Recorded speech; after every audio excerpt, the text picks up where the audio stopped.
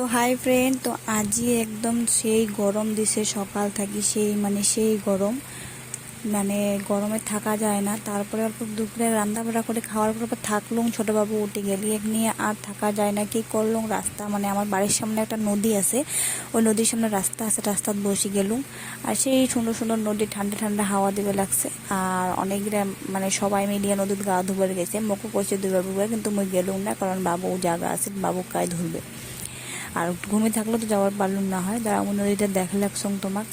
এই যে নদীটা আমার বাড়ির সামনত, নদীটা, এই নদী বিশেষ করে কি, নদীটা যখন তোমার পাহাড়ত বৃষ্টি হয় তখন এই নদীটার জল ভরে। আর নালে কিন্তু জল একদম কম, একদম কম। কখনো কখনো তোমার ঠিকে ধোয়া জলও পাবার নন। হ্যাঁ, তারপরে এই যে রাস্তাটা, আর এই দেখলেছেন লাল গাড়িটা খাড়ে আছে, ওইটা হলো আমার বাড়ি।